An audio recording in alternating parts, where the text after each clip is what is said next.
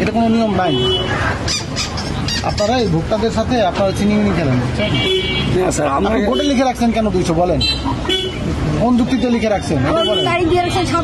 এখন তো আপনি 190 টাকা বিক্রি করেন, সেটা তো আমি বেশ ধরবো না, আমি তো আপনার বোর্ডটা ধরবো। আপনি বোর্ডে লিখে রাখছেন 200 টাকা। প্রথমে আপনার কাছে ক্ষমা চালাম স্যার, আপনি বুঝে দেয়। আমি শেষ করি না, আপনি পরে কথা বলেন স্যার। কৃষি বিপণন আইন অনুযায়ী আপনি এত প্রস্তুত করার তো কোনো আইন নাই। না এই বয়লের লিখিত বুঝতে হবে। তারা একটা যৌক্তিক মূল্য নির্ধারণ করে দেয়। এটা যদি আপনি কথা বলবেন না, আপনি কথা বললে আপনার দোকান বন্ধ করে দিব বাবা। আপনি পার কেজিতে 40 টাকা লাভ করবেন না? 40 বলি আপনি আপনার হিসাব দেখায় পার কেজিতে আপনি 40 টাকা লাভ করতে যাচ্ছেন সব মিলিয়ে। না 40 টাকা বলেনি, 40 টাকা বলিনি স্যার। আমি 20 টাকার কথা থেকে বিক্রি পর্যন্ত সে 40 টাকা কেনার থেকে বিক্রি পর্যন্ত 40 টাকা প্রফিট করার কোথাও কোনো আইন নাই। সর্বোচ্চ 25 টাকা পর্যন্ত প্রফিট করে। আপনি চাইলে ফতেহালি বাজারে যান, আমি আপনাকে প্রুফ দেখাতে পারবো যে তাদের ভাউচার দেখাবো যে কেনার থেকে বিক্রি পর্যন্ত 25 টাকা তাদের গ্যাপ।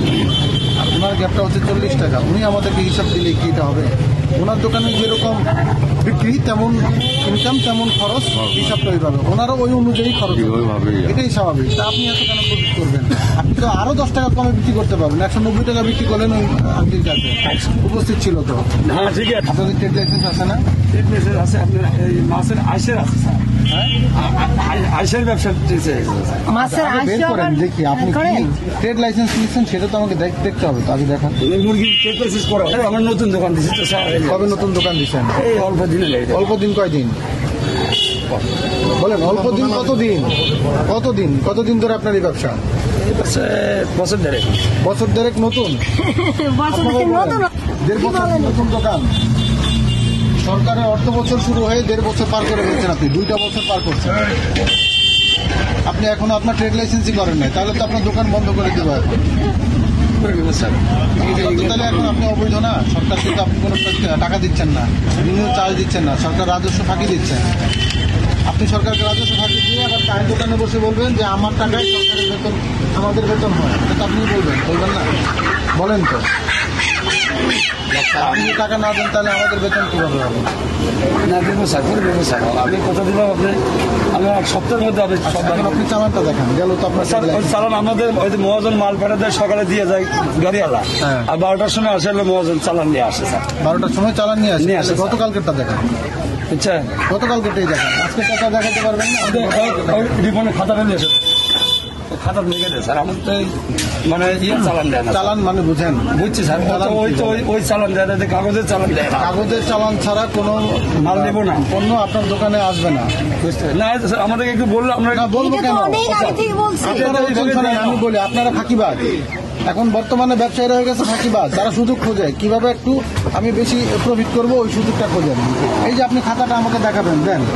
এই খাতায় আপনি লিখছেন না কে লিখছে না কে লিখছে, এটা আমি কিভাবে বুঝবো? এখানে কোথাও কি ওই দোকানদারের নাম লেখা আছে বা ওই আড়তদারের নাম লেখা আছে বা যার কাছ থেকে নিয়ে আসছেন তার নাম লেখা আছে? তার নাম ঠিকানা থাকবে তো।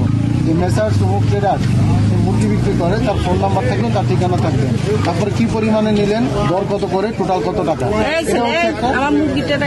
মসজিদের নিয়ম, তাই না? আপনি কতগুলো মুরগি নিয়ে আসছেন ওই কাগজে উল্লেখ করা থাকবে। এটা তো কোনো কাগজ হতে পারে না।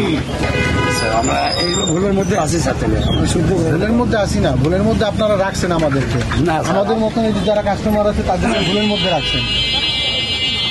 না হলে এই 200 টাকা তো এখন বাজারে দাম না, 180 টাকা করে আপনি বিক্রি করতে পারেন। আপনি কত করে কিনছেন বলেন? 2 তারিখে কিনলেন কত করে? 149 টাকা। 59 টাকা। 59 টাকা না, এটা তো 149 টাকা।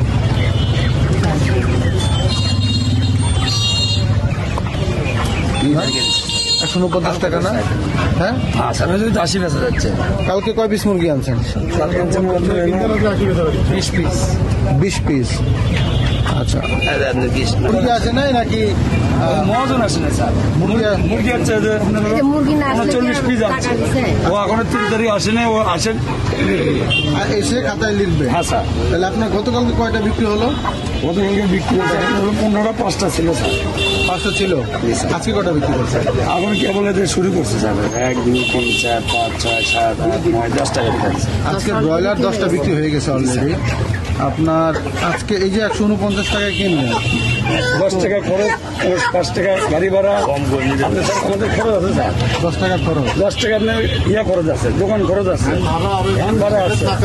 আবার পায়খানা করতে গেলে আপনার চাইলে 40 কেজি মাল এখানে আসে 38 কেজি হবে স্যার। আপনি দেখেন ওখানে কেজিকে কত করে দেয়, 5 টাকা ওখানে চলে যাচ্ছে ঘাটতি। 5 টাকা কোথায় চলে যাচ্ছে? 5 টাকা আপনি খালি মাল কিনতে ঘাটতি হচ্ছে। 40 কেজি ওখানে মাপে দিল, এখানে এসে মাপে দেবেন 38 কেজি হচ্ছে, কিন্তু আমাদের কাছে ওই 40 কেজির দাম নেই, তো ওখান থেকে মাপে দিচ্ছে। তো দেখেন ওখানে 2 কেজি ঘাটতি হলো, তাহলে ওখানে 5 টাকা করে কিনতে আমাকে ওটি চলে গেল। 5 টাকা গাড়ি ভাড়া নেয় আনতে, ওটা 10 টাকা। স্যার এর দোকান খরচ হিসেবে 500 টাকা দিন ভাড়া, তারপর লেবার খরচ, কর্মচারী খরচ, খাদ্য, এই বিদ্যুৎ বিল, কারেন্ট বিল, এইগুলো বহু খরচ হয়ে যায় স্যার। বহু খরচ হয়ে যায়। আপনি তাহলে কেজিতে কত টাকা লাভ করেন? আমাদের খরচ বল বাদ দিয়ে আমাদের কাছে 20 টাকা লাভ থেকে যথেষ্ট স্যার। প্রতি কেজিতে?